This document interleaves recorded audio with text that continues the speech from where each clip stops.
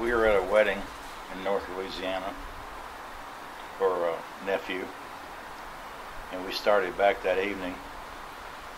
And about the time we got to Bryan, there was a big dust storm, and there were emergency units running all over the place, so it was real chaotic looking at Bryan. And off in the distance you could see the smoke. And then the cell phone started ringing, telling us to get off at 21 because they had already closed it down. And the next couple of calls we got, the fire had jumped to 71, and the caller said, you might as well just slow down because, you know, your house is a mile and a half through the woods and the fire's going that direction. So we decided to go see if we could find our dogs and see how close the fire was to the house. And got within about 4 blocks of the house and got stopped by a fire marshal. Want to know what we were doing. We told him we were trying to find our dogs.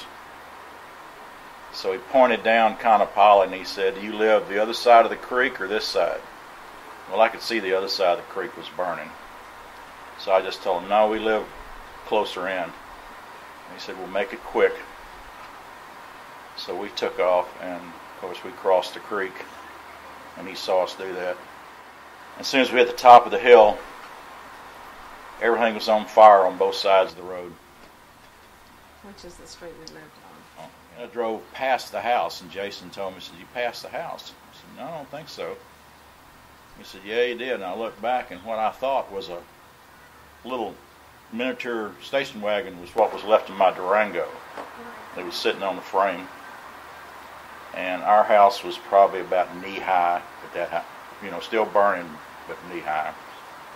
We never found the dogs till weeks later. So we got back up to the intersection where the fire marshal was, and he was hopping up and down and carrying on.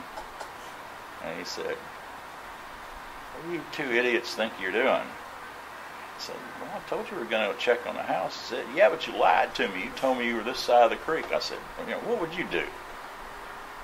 The impact that Mission U2 had on us on a daily basis when we were going back to our property and trying to sift through all of our, what was left from the ashes of the fire and the metal and the ceiling, whatever that stuff is that falls from the ceiling when it's burned.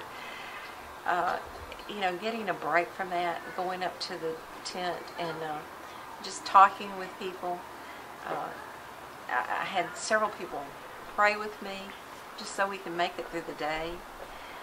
We would see other neighbors and community members that would give us hugs, and it was so warming to know that they're there and that we could go up there just to get away from that smell of that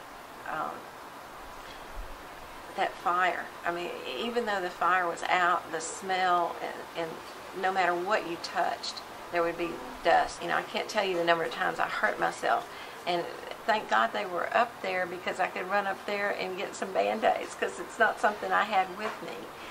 And, you know, or we could get a case of water. And it was just so much love there that, again, it was just a blessing to us. I don't know what we would have done without you guys. It was awesome. We came from Houston, and if this had to happen to us, we're so thankful we were in Bastrop, and where an organization like Mission U2 was there to help. I basically grew up in Houston, Texas, and that's basically where I lived most of the time. Till I came here, I had a close family life. I was adopted. I have a real sister somewhere. Somewhere? I don't know. Met her? No. My parents had passed away, so they wanted my cousin to help look out after me. So essentially, he bought a house down here, and then after a long period of time, he sold it out from under me and put me on the streets. I don't think anybody should live in this situation because I don't think God meant for people to live like this. Like, in other words, if I was rich and had a lot of money, and I saw somebody in here laying down, I guess I'd say I see you're having a hard time of it. So how can I help make your life better? You're trying to help people and change people's lives, but in the end, that's their decision. It's something positive and it's something to look forward to. There's probably more people in Mission U2 that like me than people on the streets. Makes me have a certain amount of hope for the future. I mean, you ought to be positive, but if somebody helps you, that maybe gives you a positive influence. It would be nice if someday every town had something like this. I think that's what. Well, I mean, eventually, Tom would, I assume, like to see it all over the world. You know, it's hard to raise a family when you don't have nothing. You know, all my money that I made today went to my rent and went to my utilities just to move from here. Because my lights here is just as much as my rent, and I can't afford it no more. So we're moving. And so all of our money went towards that. So we have nothing. My kids run around and, you know, they come home with some burgers. Hey, Mom, look, they're giving away free food. Because, I mean, and it helps. It really does. I mean, right now it did. Because we have no food right now. Not until my food stamps comes in, and that's only 11. So we're kind of like eating like canned foods right now. And so on Thursday, it's like a blessing that we get hamburgers. If they're not here to make theirs, I get them for them, you know, to make sure they eat. And I get my husband's because he don't go down there, or he's normally at work.